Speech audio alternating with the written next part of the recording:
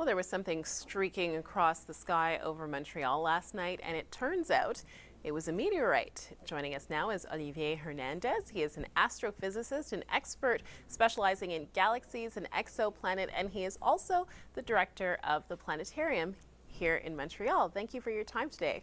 I know it's a busy one for you. Yes, it's an easy one. Yeah. So this meteorite was captured by special cameras. Tell us more about the cameras and the images that they captured. Several years ago, we installed, in fact, a network of cameras that are able, in fact, to calculate precisely the trajectory of the meteorite passing in the sky above Quebec. And with this kind of camera, in fact, there is 11 cameras in Quebec.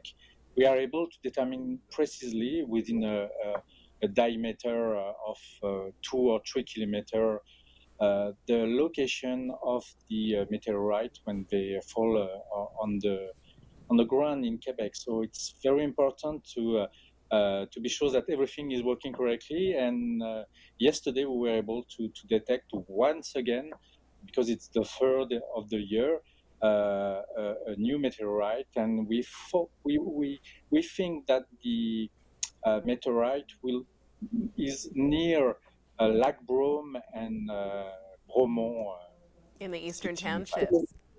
Yeah. But there's no physical trace of this on the ground, right? This is based on your calculations.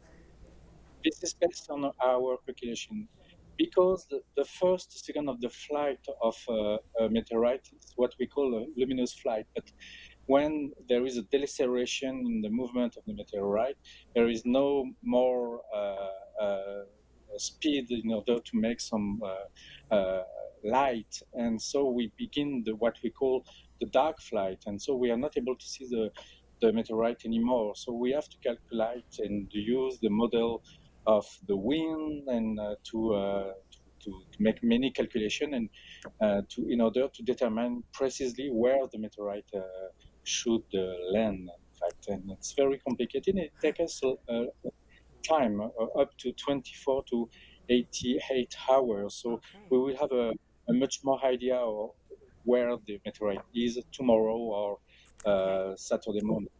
And what exactly is it? Like just the very basics of what a meteorite is. Tell us.